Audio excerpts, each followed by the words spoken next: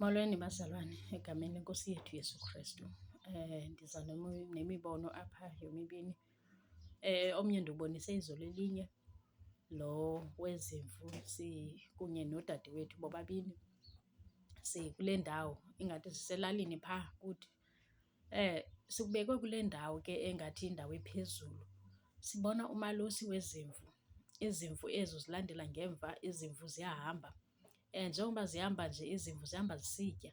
Ngoku sisamangaliswe kukuba ezi zimvu aziphasa like izibhekile. Ezi zimvu zihamba ngendlela erayithi. Zinintsi ke bazalwane ezi zimvu. Njengoba sizibona nje ezi zimvu ziyatya, zihamba zisitya ngongathi kule ndlela zihambayo zihamba ziyosela amanzi. Ngoku athi ke ngokomnye phakathi kwethu, ezi zimvu noba ziyaphi, athi udade wethu lo mncinci athi ziyosela amanzi phaa kulaa mthombo sitsho siwubona ke ngoku umthombo. Sisamangalisiwe ubana ezi zimvu ndlela le zimhloniphileyo umalusi, ndlela le zibheheyiva ngayo yindlela entle, yinto entle esiyibukeleyo. Sigqibile phaa ixesha elidana simana sijonge oku kulantuka kwazo, ukuthobeka kwazo. So ke ngoku uthe kusenjalo bazalwane, sambona umalusi ezishiya eziya izimvu wayolanda ezimbini ebezikwenye indawo esezantsana ekudana kwezi. Kodwa siye sayazi uba saziswe ngubani andiyazi, saziswe nguMoya Oyingcwele uba uyazishiya eziya ngoku uyolanda eziya.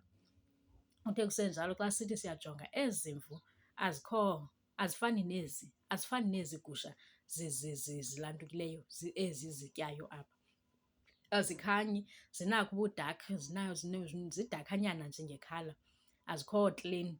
So ke ngokuthi kusenjalo xa ndijongile sibone into yobana uyozilanda kwaye ezi azisukanga zabheka le zathi umalusi akakho. So ke ngoku bazalwana, lo mbono ndivuka ndiwubalise ke ngoku, ndiwubalisele abazalwane. Xa ndibabalisela abazalwane nditsho ndikhumbule uthi qatha kum esaa scripture eBhayibhileni apho iNkosi ithi umalusi uya kuzishiya izimvu ezi-99 ayolanda enye ezintabeni. Ayoyilanda enye ezintabeni ukuze inani liphelele. Bazalwana, iNkosi iqokelela izimvu zayo. Thina sesiyibambile ivangeli masele siqina somelele, siyazi into yobana iNkosi isemsebenzini, akuthulekanga ezulwini.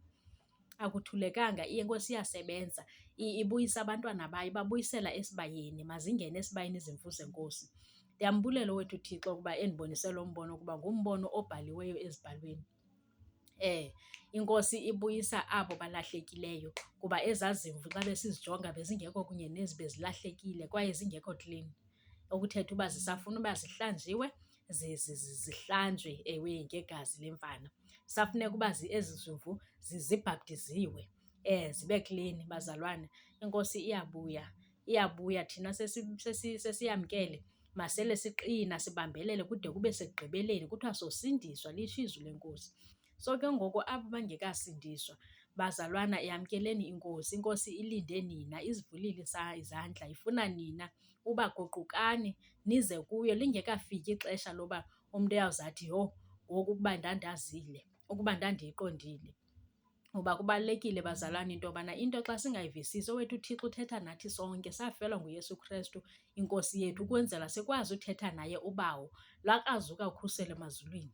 Kuthiwa ususela phezulu lwayotsho ezantsi. Satsho sakwazi into yobana nathi sithethe neNkosi. Asisayenzi ke ngoku imiqhumiso yoba siyongena kwingcwele sithandaze okanye kwingcwele kungene lo mntu uyi-one kwingcwele kangcwele kuthi ebengena kanye ngonyaka ephethe igazi nemiqhumiso eyocela. Kodwa iNkosi ngegazi layo laphalalayo kanye emnqamlezweni zange kuphinde kwenziwe elinye idini. So ke ngoku ngalo igazi lakhe kwakazuka ikhuselwe emazulwini ukuze thina sizobizwa ngokuba singabantwana beNkosi, ukwenzela uba usisindisile wethu uThixo, usisindise kuyo ingqumbo, kuso isihoko. Bazalwane ke ixesha lisekhona bazalwane, masibuyeleni eNkosini, siguqukeni, sibhaptizweni ngobhaptizo lukaYohane. Ubhaptizo lukaYohane loluphi? Lo lokuba umntu abhaptizwe emanzini ahambayo ukwenzela uba izongena ebukumkanini bamazulu.